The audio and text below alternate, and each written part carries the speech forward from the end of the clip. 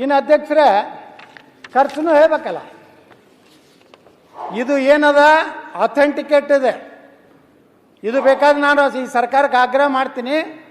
ಅದೇನು 14,500 ರೂಪಾಯಿ ತೇನು ಹೇಳ್ಯಾರಲ್ಲ, ರೈತರು ತಲೆ ಕೆಡ್ಸಾರಲ್ಲ, ಅವ್ರಿಗೆ ನಾ ಹೇಳ್ತೀನಿ ಅದನ್ನು ಪ್ರೂವ್ ಮಾಡಬೇಕು. ಇಲ್ಲಕಂದ್ರೆ ಅವ್ರ ಮ್ಯಾಗೆ ಕೇಸ್ ಹಾಕ್ಬೇಕು. ಇಲ್ಲಕಂದ್ರೆ ರೈತರನ್ನ ಸುಮ್ಮನೆ ಬೆಂಕಿ ಹಚ್ಚಿದ್ರು. ಉಗಾರ್ ಶುಗರ್ ಫ್ಯಾಕ್ಟ್ರಿಯಾಗ ರೈತಗಳು ಟ್ಯಾಕ್ಟರ್ಗಳಿಗೆ ಬೆಂಕಿ ಹಚ್ಚಿದ್ರು. ಯಾರು ರೈತರ ಹಚ್ಕೋತಾರೆ ಅಧ್ಯಕ್ಷರ? ಉದ್ದೇಶಪೂರ್ವಕವಾಗಿ ರೈತರ ಹೋರಾಟವನ್ನು ಹಾದಿ ಬಿಡಿಸ್ಬೇಕಂತೇಳಿ ಭಾಷಣ ಮಾಡೋರು ಭಾಳ ಮಂದಿ ಅದಾರೆ. ಹೋಗಲ್ಲ ಭಾಳ ಮಂದಿ ಮಾತಾಡ್ತಾರೆ. ಒಬ್ಬ ಕಲಬುರಗಿಯಾಗ ಒಬ್ಬ ಮಾತಾಡ್ದ, ಅವ ಯಾರು ಎಕ್ಸಾಂಪಲ್ ಒಂದು ರೇಣುಕಾ ಶುಗರ್ನಾಗಿದ್ದ, ಅವ ಈಗ ಹಸಿರು ಟಾವೆಲ್ ಹಾಕೊಂಡು ಕೂಡಲೇ ರೈತ ಏನು ಮಾತಾಡಿದ ಗುರ್ತೈತೇನು ಅಧ್ಯಕ್ಷರೇ? 3,500 ಕೊಡದೇ ಇದ್ದರೆ ಸಕ್ಕರೆ ಕಾರ್ಖಾನೆಗಳು ಬೆಂಕಿ ಹಚ್ತೀವಿ. ಸರ್ಕಾರಿ ಕಾರ್ಖಾನೆಗೆ ಬೆಂಕಿ ಹಚ್ಚಿದ್ರೆ ಆ ರೈತನ ಕಬ್ಬು ಯಾರು ತಗೋತಾರೆ? ಬಾಯಾಗ ತಾಳಿಲ್ಲ ಮೇಲೆ ಬಾಯಿಗೆ ಬಂದಂಗೆ ಮಾತಾಡೋದು. 3,500 ರೂಪಾಯಿ ಕೊಡ್ಬೇಕಂತ ಹೇಳ್ತೀರಿ. ಇವತ್ತು ನೀವು FRP ರೇಟ್ ಅಂತ ಹೇಳ್ತೀರಿ. FRP ರೇಟ್ ಏನೈತಿ? 3,550 ರೂಪಾಯಿ.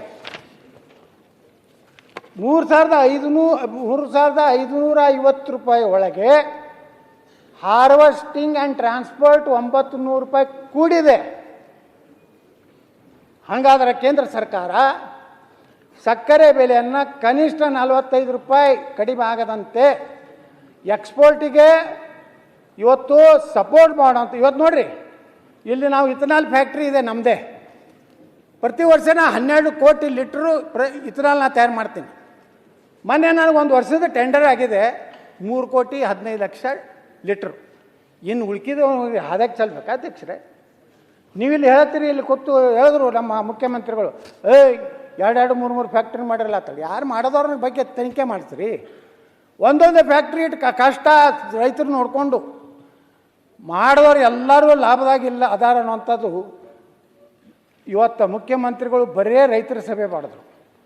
ಕಾರ್ಖಾನೆಗಳ ಸಮಸ್ಯೆ ಏನಾಯ್ತ 3 ಸಲ ದಕ್ಷಿಣ ಭಾರತ ಸಕ್ಕರೆ ಕಾರ್ಖಾನೆಯ ಅಸೋಸಿಯೇಷನ್ದವರು ಮನವಿ ಮಾಡಿಕೊಂಡ್ರೆ ಮುಖ್ಯಮಂತ್ರಿಗಳು ಕ್ಯಾರಿ ಅಲ್ಲಿಲ್ಲ.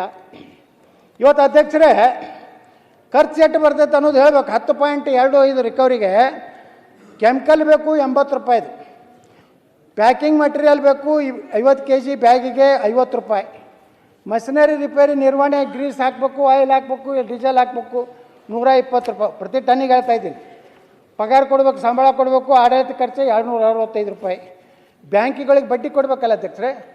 ಇವತ್ತೇನಾದರೂ ಕರ್ನಾಟಕದ ಸಕ್ಕರೆ ಕಾರ್ಖಾನೆಗಳು ಲಾಸ್ ಆದರೆ ಲಾಸ್ ಅಟ್ಯೂಟ್ ಆಗೋದಿಲ್ಲ ಅಧ್ಯಕ್ಷರೇ. ಕನಿಷ್ಠ ಒಂದೊಂದು ಕಾರ್ಖಾನೆ ನೀವು ಏನು ಬೆಂಬಲ ಇವತ್ತು ಹೇಳಿರಲ್ಲ, ಇದಾದರೆ 200 - 300 ಕೋಟಿ ರೂಪಾಯಿ ಒಂದೊಂದು ಕಾರ್ಖಾನೆಗಳು ಲಾಸ್ ಆಗ್ತವೆ.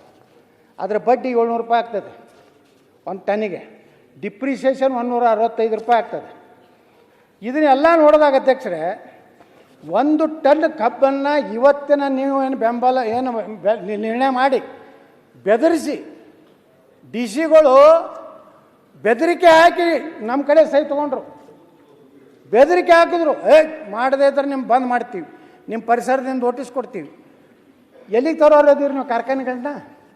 ಬಂದ್ ಮಾಡಿಸಿದ್ರಪ್ಪ. ಏನು ಸಾಧನೆ ಏನು ಮಾಡ್ತೀರಿ ನೀವು? ಎಲ್ಲ ಕಬ್ಬುಗಳು ಎಲ್ಲಿ ಹೋಗ್ಬೇಕು ಅಧ್ಯಕ್ಷರೇ? ಇವತ್ತ ನಮ್ಮ ನಿತಿನ್ ಗಡ್ಕರಿ ಅವರೊಬ್ಬರು ಈ ದೇಶದಲ್ಲಿ ಅತ್ಯಂತ ಶ್ರೇಷ್ಠ ಒಬ್ಬ ಮಂತ್ರಿ. ಇವತ್ತು ಭಾರತ ಇಷ್ಟು ಶ್ರೇಷ್ಠ ಆಗ್ಲಿಕ್ಕೆ ಕಾರಣ ನಿತಿನ್ ಗಡ್ಕರಿ ಅವರು ದೊಡ್ಡ ಕೊಡುಗೆ ಭಾರತಕ್ಕಿದೆ ಅನ್ನೋಂಥ ನಾನು ಮೆಚ್ಚಬೇಕಾಗ್ತದೆ. ಇಥನಾಲ್ ಅನ್ನುವಂಥದ್ದು ತೆಗೆದೇ ಇದ್ದಿದ್ರೆ ಈ ರೈತರಿಗೆ ಯಾರೂ 3,000 ಯಾರೂ ಕೊಡ್ತಿರಲಿಲ್ಲ. ಇವತ್ತು ಏನಾಗಿದೆ ಅಧ್ಯಕ್ಷರೇ, ಈಗೇನು ಹೊರಗಿಂದ ಗಲ್ಫ್ ಕಂಟ್ರಿದಿಂದ ಬರ್ತೈತಲ್ಲ ಅಧ್ಯಕ್ಷರೇ, ಅಲ್ಲಿ ಏನು ನಮ್ಮ ಇಂಡಿಯನ್ ಆಯಿಲ್ ಕಾರ್ಪೊರೇಷನ್ನು BPCL ಏನು ಹೆಡ್ಗಳು ಅದಾರಲ್ಲ ಅವ್ರಿಗೆ ಸಿಗ್ತದೆ. ಪರ್ಸೆಂಟೇಜ್ ಬರೋದು ಅದು ಹೊರಗಿಂದ ಏನು ಬರ್ತೈತೆ ಮಾಲ.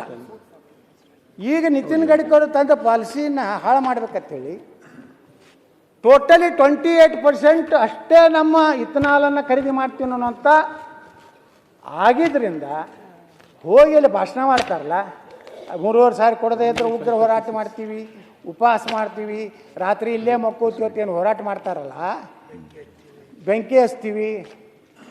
ಕಾರ್ಖಾನೆಗಳ ಸಮಸ್ಯೆ ಕೇಳಿದ್ರೆ ಮುಖ್ಯಮಂತ್ರಿಗಳೇ, ಏನು ಕಾರ್ಖಾನೆಗಳು ಉಳಿಯಬಾರ್ದಾ? ಈಗ 3,500 ರೂಪಾಯಿ ಕೊಡು ಅಂತ ಹೇಳಿಬಿಟ್ರಿ.